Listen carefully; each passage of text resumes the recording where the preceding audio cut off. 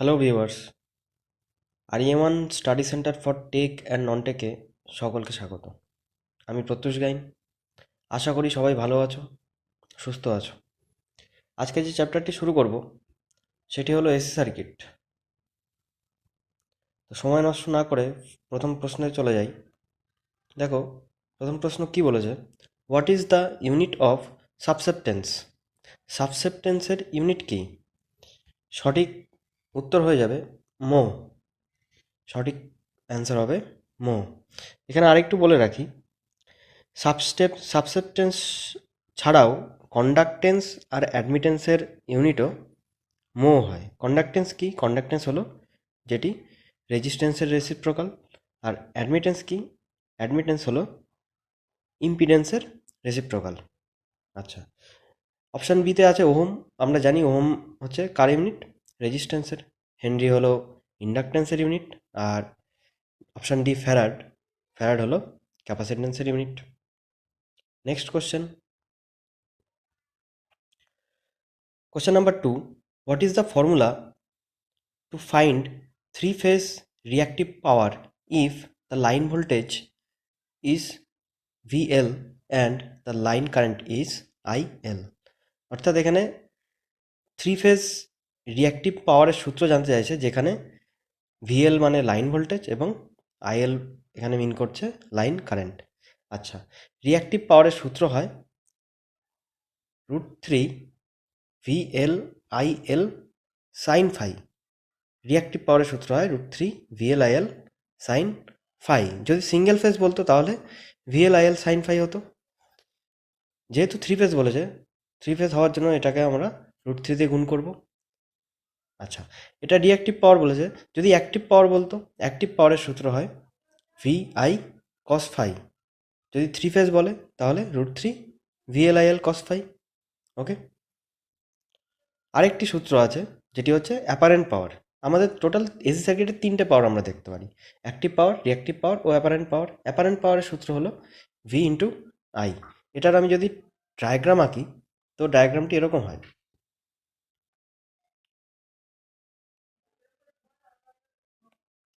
একদম উপরে যে পাওয়ারটি দেখতে পাচ্ছ এটা হচ্ছে অ্যাক্টিভ পাওয়ার। এর যে লম্ব এটিকে বলা হয় রিঅ্যাক্টিভ পাওয়ার, আর এর যে অতিভুজ এটাকে বলা হচ্ছে অ্যাপারেন্ট পাওয়ার। অ্যাক্টিভ পাওয়ারের সূত্র হচ্ছে ভিআই কস ফাই, রিঅ্যাক্টিভ পাওয়ারের সূত্র ভিআই সাইন ফাই, এবং অ্যাপারেন্ট পাওয়ারের সূত্র ভি ইন্টু আই। ওকে, এখানে কস ফাই বলতে কি বোঝানো হচ্ছে? কস ফাই বলতে এখানে পাওয়ার ফ্যাক্টরকে বোঝানো হচ্ছে। Next question number 3, what is the formula for reactive power in AC circuit? Same question দিয়েছে, what is the formula for reactive power in AC circuit. এখানে থ্রি ফেজ বলেনি, এখানে বলেছে সিঙ্গেল ফেজের ক্ষেত্রে। তো আবারও বলছি, থ্রি ফেজের ক্ষেত্রে কি হবে? √3 VLIL sine phi active reactive power. আর সিঙ্গেল ফেজ যদি বলে তাহলে রিঅ্যাক্টিভ পাওয়ারের সূত্র হবে VI সাইন ফাই। তো এখানে সঠিক অ্যান্সার হবে option D, VI sine phi. Next question, what is the phase displacement in a three phase AC circuit? Three phase AC সার্কিটে যে তিনটে ফেজ রয়েছে আমরা জানি আর ওয়াই এবং বি, তিনটে ফেজ থাকে। এই তিনটে ফেজের মধ্যে তাদের ফেজ ডিসপ্লেসমেন্ট কত কত ডিগ্রি অ্যাঙ্গেলে থাকে। যদি আমি ডায়াগ্রাম আঁকি তো অনেকটা এরকম diagram, R Y and then B, এখান থেকে নিউট্রাল যায়। তো এদের মধ্যে অ্যাঙ্গেল ডিফারেন্স হয় 120 ডিগ্রি। তো এখানে কারেক্ট অ্যান্সার হয়ে যাবে option B, 120 degree. Okay, next question number 5, what is the formula to calculate the impedance Z of the RLC series circuit if the inductive reactance XL is less than capacitive reactance?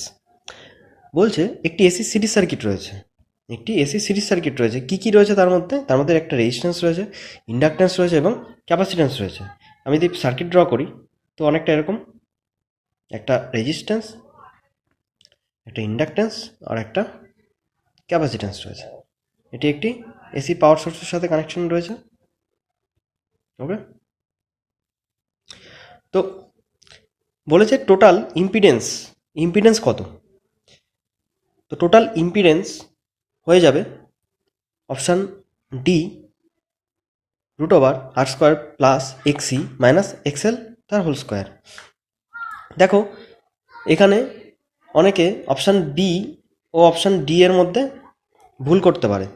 Option B কেন হবে না, তার কারণ হচ্ছে ভালো করে খেয়াল করো কোশ্চেনে কী বলেছে। কোশ্চেনে বলেছে যে ইন্ডাকটিভ রিঅ্যাকট্যান্স ছোট ক্যাপাসিটিভ রিঅ্যাকট্যান্সের থেকে। তো ক্যাপাসিটিভ রিঅ্যাকট্যান্স যেহেতু বড়, তার জন্য আমার ক্যাপাসিটিভ রিঅ্যাকট্যান্স থেকে ইন্ডাকটিভ রিঅ্যাকট্যান্সকে বিয়োগ করতে হবে। তো তার জন্য সঠিক অ্যান্সার হয়ে যাবে অপশান ডি। বি কিন্তু এখানে হবে না। যদি ইন্ডাকটিভ রিঅ্যাকট্যান্স ক্যাপাসিটিভ রিঅ্যাকট্যান্সের থেকে বড় হতো তাহলে আমার সঠিক অ্যান্সার হতো অপশান বি। ওকে, আরেকটু বলে দিই, ইন্ডাকটিভ রিঅ্যাকট্যান্স ক্যাপাসিটিভ রিঅ্যাকট্যান্স এইগুলির সবকটির ইউনিটই হলো ওহম, ইম্পিডেন্সের ইউনিটই হলো ওহম। ওকে, আর ইন্ডাকটিভ রিঅ্যাকট্যান্সের সূত্র কি? XL is equals to 2 pi F L. F means এখানে frequency, L means inductance. Capacitive রিঅ্যাকট্যান্সের সূত্র XC is equals to 1/2 pi F C. F means এখানে frequency, C for capacitance. Next question number 6, what is the formula to calculate the line current of this single phase RC parallel circuit? দেখো একটি RC parallel circuit রয়েছে যার মধ্যে একটি resistance রয়েছে, একটি capacitance রয়েছে। তো এর মধ্যে যে আইএল মানে এখান থেকে, আমি একটু বড় করে দেখাচ্ছি, ভালো করে সার্কিটটা খেয়াল করো। এখান থেকে যে কারেন্টটি যাচ্ছে তার মান কত সেটা আমার চাইছে। তো এখানে সঠিক উত্তর হবে option D, IL is equals to IR square plus IC square. দেখো এটা কি করে আসে আমি একটুখানি বলে দিই। একটু এটা জানতে গেলে একটু আমার ফেজার ডায়াগ্রাম সম্পর্কে একটু ভালো আইডিয়া থাকা দরকার। কীরকম, ধরো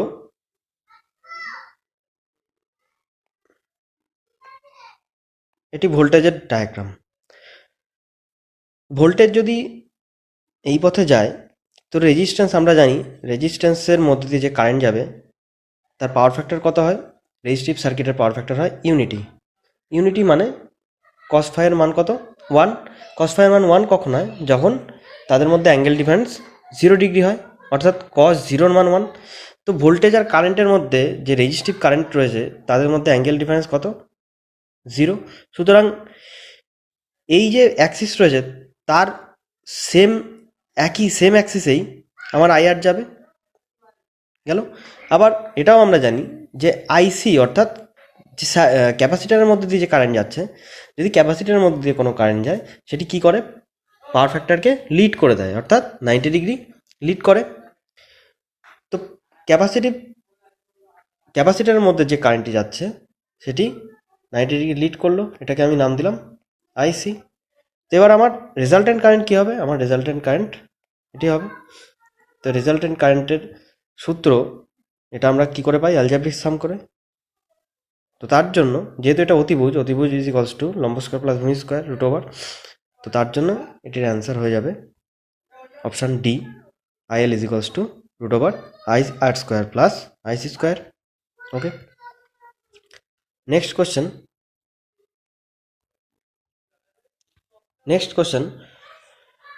what is the formula to calculate the three-phase active power if line voltage VL and line current IL and phase angle, এটা একটু ভুল আছে, কিউ না, এটা থিটা হবে।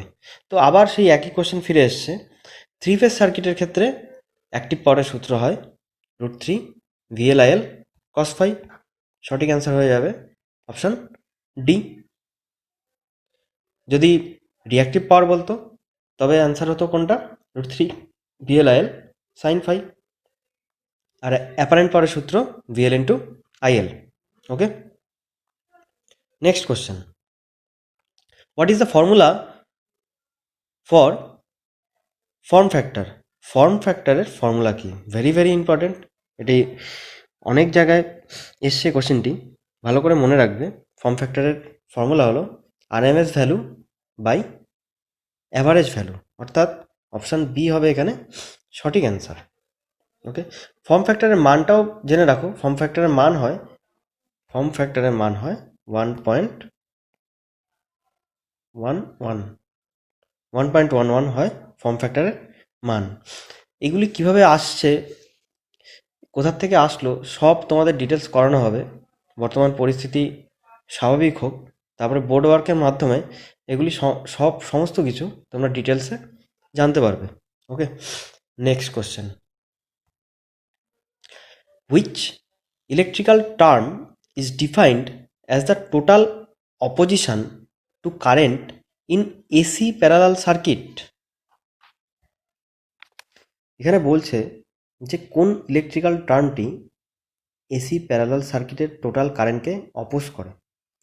তো আমরা জানি কারেন্টকে অপোজ করে যদি ডিসি সার্কিট হয় তবে রেজিস্ট্যান্স অপোজ করবে, এবং এসি সার্কিটের ক্ষেত্রে টোটাল রেজিস্ট্যান্সকে আমরা, মানে টোটাল রেজিস্ট্যান্স নয় ঠিক, এখানে রেজিস্ট্যান্স রয়েছে, রেজিস্ট্যান্স রয়েছে, ইন্ডাকটেন্স অর্থাৎ ইন্ডাকটিভ রিয়াক্টেন্স রয়েছে, এবং ক্যাপাসিটিভ রিয়াক্টেন্স রয়েছে।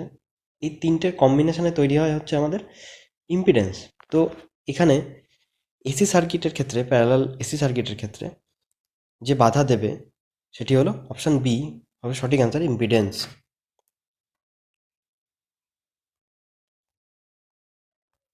Question number 10, what is the form factor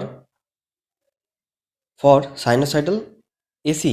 অর্থাৎ ফর্ম ফ্যাক্টরের মান কত এসি সাইনোসয়েডাল ওয়েভের ক্ষেত্রে?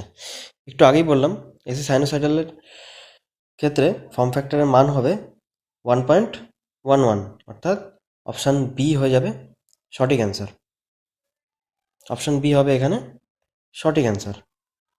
ওকে, next question, what is the reciprocal of inductance in AC parallel circuit? AC parallel সার্কিটে যে ইন্ডাকটেন্স রয়েছে সেই ইন্ডাকটেন্সের রেসিপ্রোকাল অর্থাৎ অনন্যক কি? ইন্ডাকটেন্সের রেসিপ্রোকাল হয় সাবসেপ্টেন্স, অর্থাৎ অপশান ডি হবে এখানে কারেক্ট অ্যান্সার, সাবসেপ্টেন্স, এটা মাথায় রাখবে। নেক্সট কোশ্চেন, কোশ্চেন নাম্বার 12, আবার সেম কোশ্চেন দিয়েছে, which formula is used to calculate form factor? Form ফ্যাক্টরের যে ফর্মুলাটি রয়েছে সেটি কি? সঠিক অ্যান্সার হয়ে যাবে এখানে option A, effective value divided by average value, বা এটাকে আমরা বলতে পারি RMS value divided by average value. মান হলো 1.11, মাথায় রাখবে এটা। Next question, question number 13, which formula is used to calculate the impedance of a RLC series circuit? একটি আরএলসি সিরিজ সার্কিট রয়েছে, সেই আরএলসি সিরিজ সার্কিটের ইম্পিডেন্সের মান আমরা কোন সূত্র দ্বারা নির্ণয় করব?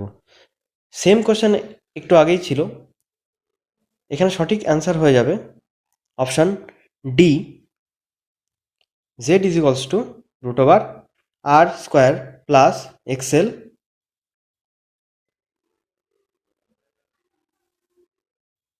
Minus XC or XC minus XL তার হোল স্কোয়ার। এটি আমার কার উপর ডিপেন্ড করে?